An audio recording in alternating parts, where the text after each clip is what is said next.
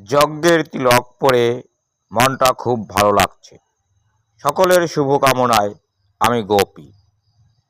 আজকে আমি পাঠ করব শ্রীমদ্ ভগবদ্ গীতা ৩য় অধ্যায় কর্মযোগ।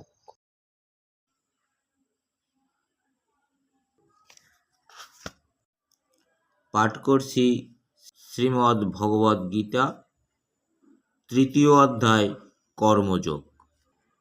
অর্জুন বলিলেন, হে কৃষ্ণ,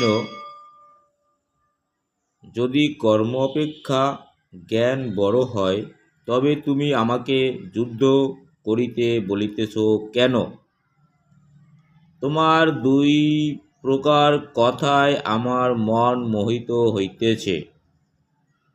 যে পথে আমার মঙ্গল হইবে সেই পথটি আমাকে বলো।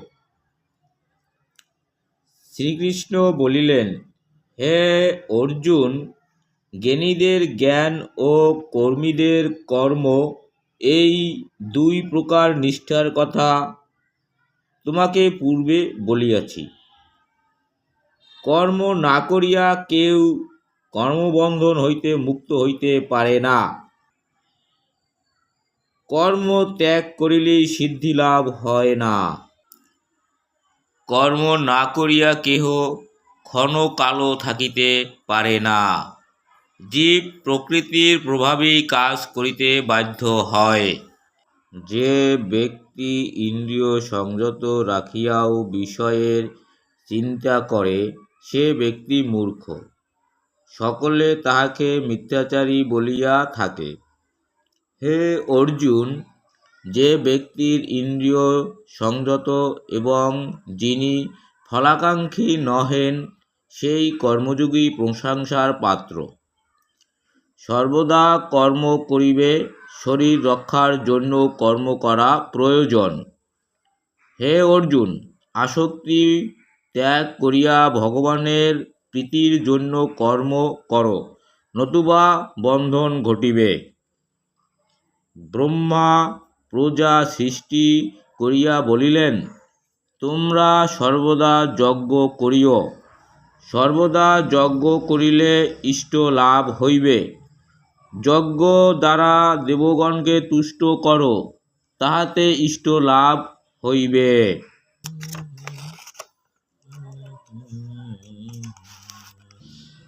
দেবগণের পূজা করিলে দেবগণ ইষ্ট দান করিয়া থাকেন। যে দেবগণের পূজা করে না, সে চোরের তুল্য।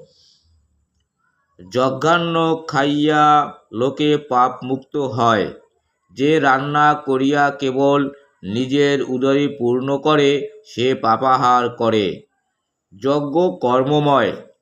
যজ্ঞ হইতে মেঘ, মেঘ হইতে অন্ন ও অন্ন হইতে জীবের জন্ম হয়। কর্ম বেদ হইতে উৎপন্ন জানিও।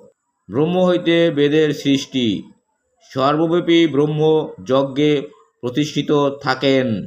যে ব্যক্তি কর্মের অনুষ্ঠান করে না, সে পাপী ও ইন্দ্রিয়শক্ত, তাহার জীবন বৃথা। যে ব্যক্তি আত্মাতেই সন্তুষ্ট থাকে, তাহার কর্তব্য বলিয়া কিছু থাকে না। সেই ব্যক্তির কর্মে বা অকর্মে পাপ পুণ্য কিছুই হয় না। সেই ব্যক্তি সিদ্ধি লাভের জন্য অন্যের আশ্রয় নিতে চায় না। হে অর্জুন, তুমি আসক্তি ত্যাগ করিয়া কর্ম করো। অনাসক্ত ব্যক্তি মোক্ষ লাভ করে। জনকাদি মুনিগণ নিজ নিজ কর্তব্য করিয়াই সিদ্ধি লাভ করিয়াছিলেন। অতএব তোমারও নিজ কর্তব্য করা উচিত। শ্রেষ্ঠ ব্যক্তি যাহা করেন, সাধারণ মানুষ তাহা অনুসরণ করে। হে অর্জুন, ত্রিভুবনে আমার কোনো কর্ম নাই, প্রাপ্যও নাই, তবু আমি কর্ম করিয়া থাকি। আমি কর্ম না করিলে জনগণ আমাকে অনুসরণ করিবে না, তাহারাও আর কর্ম করিবে না।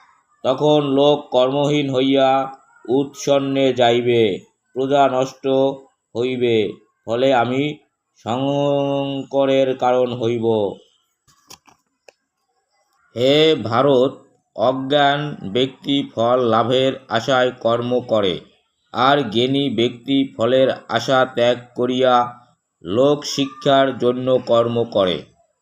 জ্ঞানী ব্যক্তি মুখে কিছু না বলিয়া কর্ম করিয়া যাইবেন, নিজে কর্ম করিয়া তিনি ফলাসক্ত অজ্ঞান ব্যক্তিকেও কর্মে নিয়োজিত করিবেন। প্রকৃতির গুণে কর্ম করা হয়, অথচ অজ্ঞান ব্যক্তি বলে আমি কর্ম করি।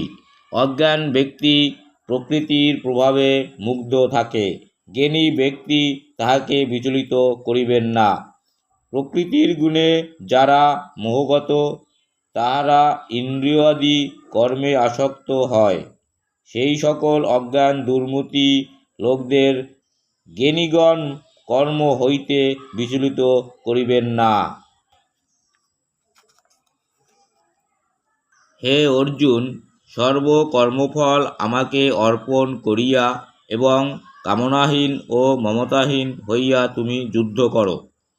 আমার বাক্যে শ্রদ্ধাবান হইয়া কর্ম করিয়াও কর্মী চিরদিন মুক্ত থাকে। যে আমার বাক্য পালন করে না, বরং সর্বদা আমার দোষ ধরে, সে অজ্ঞান ব্যক্তি, অবিবেকী, তাহাকে নষ্ট বলিয়া জানিবে। জ্ঞানী ব্যক্তিও প্রকৃতির প্রভাবেই চালিত হয়। কামনা শূন্য না হইলে ইন্দ্রিয় দমন করিয়া কি লাভ? সকল ইন্দ্রিয়ই স্ব স্ব বিষয়ে অনুরাগ ও বিদ্বেষ অবশ্যম্ভাবী, তাই ইহাদের বশীভূত হইও না। উহারা জীবের শত্রু। নিজ ধর্ম দোষযুক্ত হইলেও পরধর্ম অপেক্ষা শ্রেষ্ঠ। নিজ ধর্মে মৃত্যু হইলেও লাভ। অর্জুন বলিলেন, হে কৃষ্ণ, অনিচ্ছুক ব্যক্তি পাপ করে কেন? তাহাকে পাপ করায় কে? শ্রীকৃষ্ণ বলিলেন, হে অর্জুন, কাম ও ক্রোধ দুইটি দুর্জয় রিপু। রজগুণ হইতে উহাদের উৎপত্তি। ইহারা মোক্ষের বিরোধী। যেমন ময়লা দর্পণকে, ধূম্র অগ্নিকে, জরায়ু গর্ভকে ঢাকিয়া রাখে, কামও সেইরূপ জ্ঞানকে ঢাকিয়া রাখে। হে অর্জুন, কাম জ্ঞানীর চিরশত্রু। ইহা জ্ঞানীর জ্ঞান ঢাকিয়া রাখে। মন, বুদ্ধি ও ইন্দ্রিয় ইহারা কামনার স্থান। কাম এই সকলকে আশ্রয় করিয়া মানুষের জ্ঞানকে আচ্ছন্ন করিয়া রাখে। হে অর্জুন, আগে ইন্দ্রিয় সংযত করো, তবেই কামকে জয় করিতে পারিবে। ইন্দ্রিয় সকল শ্রেষ্ঠ। ইন্দ্রিয় সকল অপেক্ষা মন শ্রেষ্ঠ। মন অপেক্ষা বুদ্ধি শ্রেষ্ঠ। বুদ্ধি অপেক্ষা আত্মা শ্রেষ্ঠ। হে অর্জুন, আত্মা সর্বশ্রেষ্ঠ, ইহা বুঝিয়া স্থির মনে কাম রিপুকে দমন করো। ইতি কর্মযোগ নামক তৃতীয় অধ্যায়। চ্যানেলটি সাবস্ক্রাইব করুন।